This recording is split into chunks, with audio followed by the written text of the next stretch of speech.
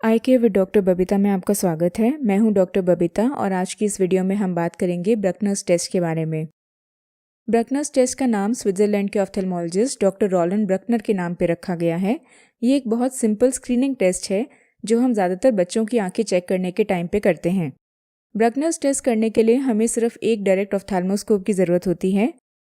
Examination room की light बंद होनी चाहिए और फिर हम 1 मीटर की दूरी से पेशेंट की आंखों पे ऑफ्थेल्मोस्कोप की लाइट डालते हैं और फिर ऑफ्थेल्मोस्कोप से उस लाइट को चेक करते हैं।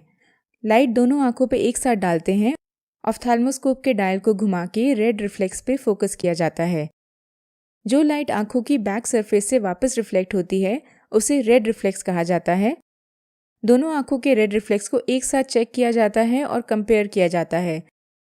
हम कंपेयर करते हैं उनके कलर को, उनकी ब्राइटनेस को, और हम ये भी कंपेयर करते हैं कि क्रिसेंट की पोजीशन कहाँ पे है। ये सारी बातें हम इस वीडियो में डिटेल में डिस्कस करेंगे। नॉर्मल सिचुएशन में दोनों आंखों का रेड रिफ्लेक्स सिमेट्रिकल होता है, मतलब दोनों रेड रिफ्लेक्स एक से होते हैं, दोनों की ब्राइटनेस भी सेम होती है और दोनों का कलर भी सेम होता है, जैसे कि आप इस पेशेंट में देख सकते हैं। इसे हम कहते हैं ब्रकनर्स टेस्ट नेगेटिव।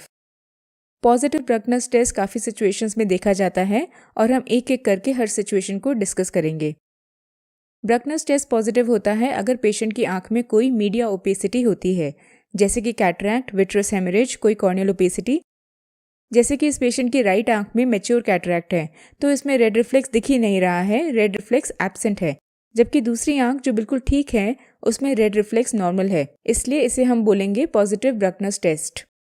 एक बात मैं ये भी बताना चाहती हूँ कि ये सारी फ़ोटोज़ मैंने अपने मोबाइल फ़ोन से ली हैं और पिक्चर्स क्लियर आए इसलिए मैंने पेशेंट्स के पिपल्स को डायलेट करके ये फ़ोटोज़ ली हैं। नॉर्मल प्रैक्टिस में ब्रकनर्स टेस्ट हमेशा अनडायलेटेड पिपल्स में चेक किया जाता है। डायलेट करने से कभी कभी टेस्ट सही नहीं होता है, स्पेशली अगर पेशेंट को रिफ्रैक्टिव एरर हो तो। पोस्टीरियर सेगमेंट के डिजीजेस स्क्रीन करने में भी ब्रकनर्स टेस्ट काफ़ी यूज़फुल होता है। इस पेशेंट की राइट आई में तो काफ़ी ब्राइट रेड रिफ्लेक्स है, लेकिन लेफ्ट आई का रिफ्लेक्स थोड़ा येलो कलर का है। ऐसा रिफ्लेक्स हमें काफ़ी सिचुएशंस में देखने को मिलता है, जैसे कि अगर पेशेंट को विट्राइटिस हो, कोई मैकुलर स्कार हो, फंडल कोलोबोमा हो, एटसेट्रा एटसेट्रा। ब्रकनर्स टेस्ट स्क्विंट के केसेस डिटेक्ट करने में भी काफ़ी हेल्पफुल होता है। जैसे कि इस बच्चे में राइट आई का रिफ्लेक्स लेफ्ट आई के रिफ्लेक्स के कंपैरिजन में काफ़ी ब्राइट है। वो इसलिए क्योंकि इस पेशेंट की राइट आई में स्क्विंट है, ईजोट्रोपिया है। इस दूसरे पेशेंट में भी राइट आई में रेड रिफ्लेक्स काफ़ी ब्राइट है लेफ्ट आई के कंपैरिजन में, क्योंकि इस पेशेंट की राइट आई में एक्सोट्रोपिया है। हमें ये बात ज़रूर याद रखनी है कि रेड रिफ्लेक्स उस आंख में ज़्यादा ब्राइट होगा जिस आंख में प्रॉब्लम होगी, जिस आंख में स्क्विंट होगा। नॉर्मल आंख जो स्ट्रेट है उसका रेड रिफ्लेक्स कंपैरिजन में डल होगा। अगर पेशेंट को स्क्विंट काफ़ी ज़्यादा है, 35 प्रिज्म डायोप्टर से ज़्यादा है, तो हम ब्रकनर्स टेस्ट से ईजिली उसे डिटेक्ट कर सकते हैं। कई लोग ये भी कहते हैं कि वो ब्रकनर्स टेस्ट से minor squints almost 10 prism dioptre वाले स्क्विंट भी पकड़ लेते हैं, बट ये देखा गया है कि ज़्यादातर स्मॉल स्क्विंट्स मिस भी हो जाते हैं। ब्रकनर्स टेस्ट से हम एनाइसोमेट्रोपिया भी डिटेक्ट कर सकते हैं। एनाइसोमेट्रोपिया उस सिचुएशन को कहते हैं जब दोनों आंखों के रिफ्रैक्टिव एरर्स में डिफरेंस होता है।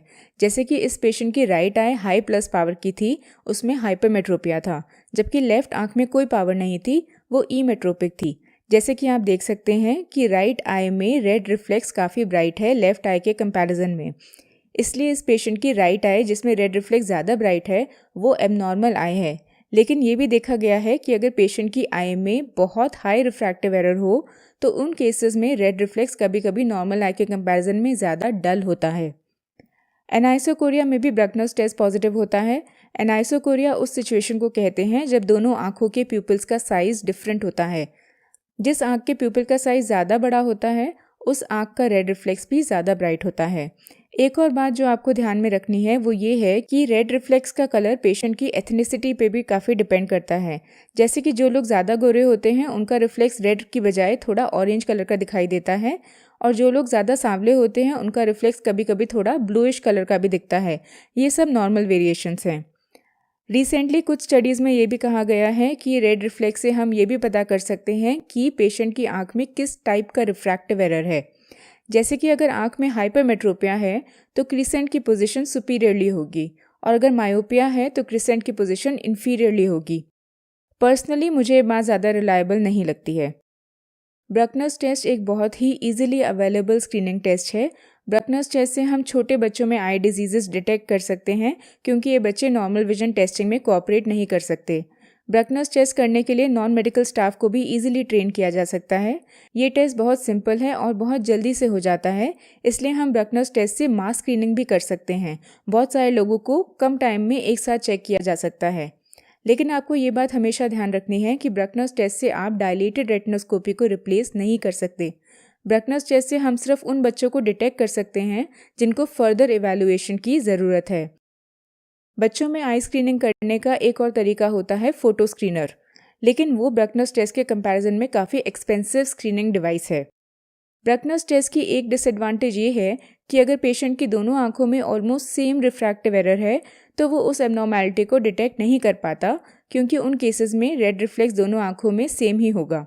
साथ में अगर छोटे बच्चे हैं, बहुत छोटे बच्चे हैं, 8 महीने से भी छोटे, तो उनमें भी ब्रकनर्स टेस्ट काफ़ी अनरिलायबल होता है क्योंकि उन बच्चों का फोबिया फुली डेवलप नहीं होता है।